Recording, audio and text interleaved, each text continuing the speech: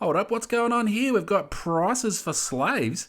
We've got a general slave for 500 to 1,500 denarii, a pretty female slave for 2,000 to 6,000 denarii. Right, okay. Music girl for 4,000 denarii, and a skilled vineyard worker for 2,000 denarii. This here is a early empire denomination reproduction of Roman coins. So it's a little set of coins and information about life, I suppose, back in those times. And these are some of the coins that were sort of used, and also some information about what the coins were used for. And yeah, okay, righto. And then we've got prices for lots of different things. So this is prices for things at about AD 1, so about 2024 years ago.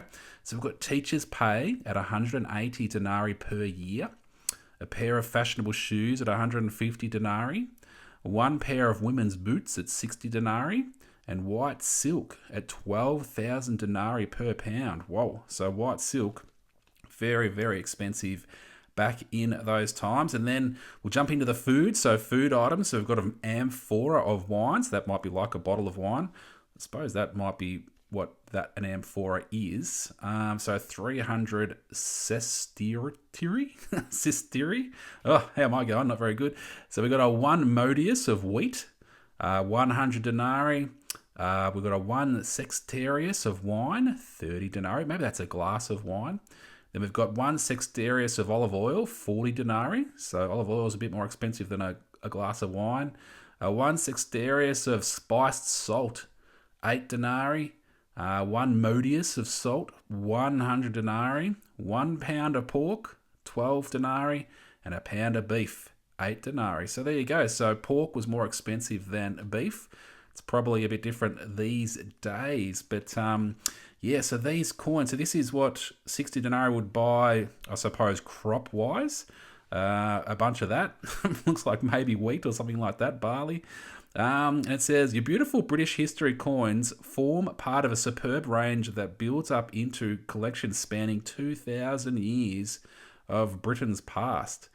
These coins are reproduced in metal from originals held at the Ashmolean Museum, Verulunium Museum, and the Museum of London. So these coins here, yeah, so actually use these to reproduce from actual real metal from back in those times. So let's have a bit of a look at the coins. Roman coin collection.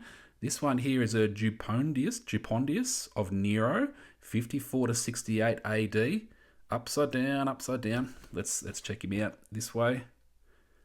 Yeah, as an individual, very questionable some of his actions, I suppose. Nero, as of Antonius Pius, 138 to 161 AD.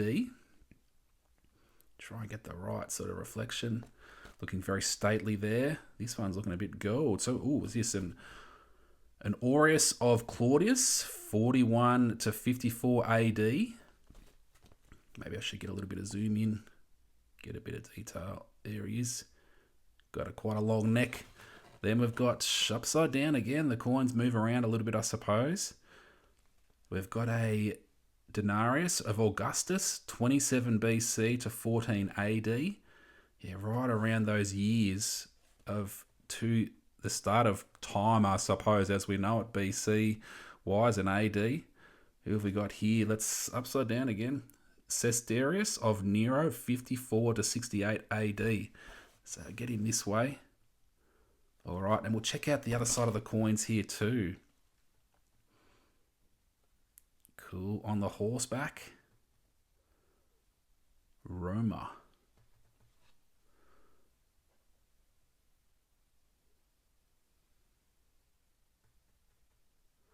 Looks like someone on a horseback or an animal there, horse.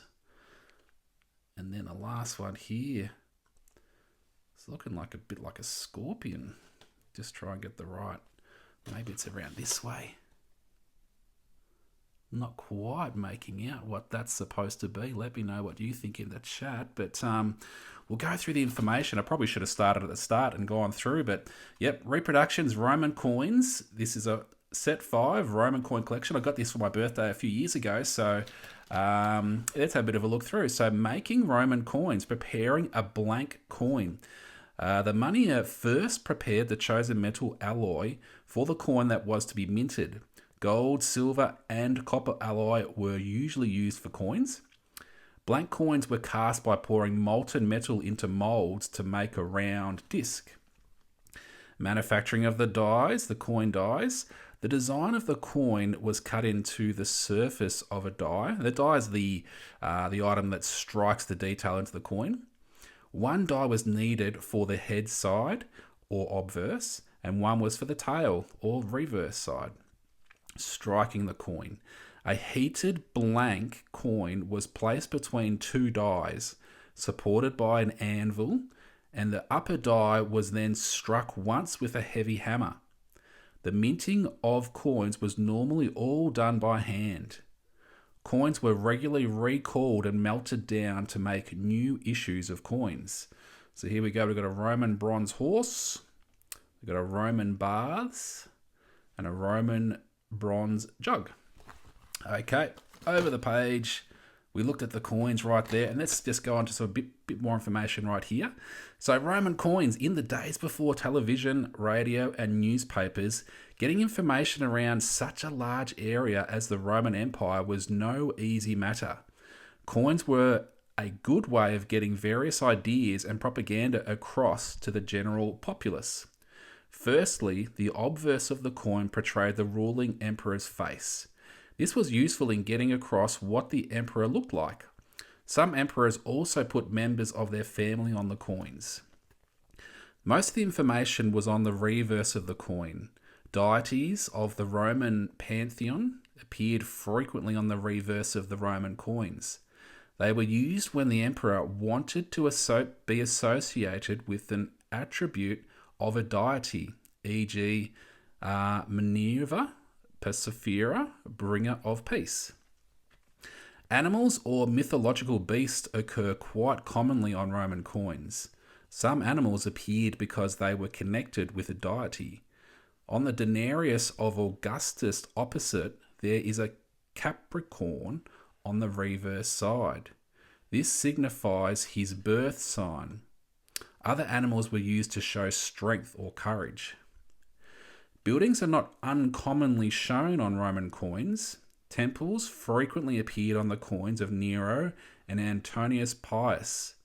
Military buildings were also depicted. The letters SC were also found on the reverse of Roman coins. This meant senatus consulto, with authority of, or by decree of, the Senate. So there you go, and here's a picture of a couple of coins there. And actually, I do have some Roman coins around, but I haven't got them right in front of me. I'm just trying to think if I've got them close by where I can grab them out and have a bit of a look. But this particular one, I'm not sure where you'd probably pick something like this up, but here's some details here that might have where you might be able to pick up something like this. So West Air, www.westair-reproductions.com. So you might be able to grab a set like this or other reproduction sets that are somewhat similar to this. But it's quite interesting to actually think about what life was like back then, a long time ago. And yes, obviously things were a bit different. I suppose nowadays, from their point of view, they might look at some of the things that our human species at this point in time do and go, oh, that's pretty questionable what we're doing. I'm dropping bombs and incinerating people and stuff like that. And like we would sort of look back at some things like that and other things that would sort of happen back in those times and sort of look a bit frowned upon that, I suppose, too. But anyway, enough of the negative stuff, but let's have a look at just having a look at the coins, I suppose, and appreciating them for what they are.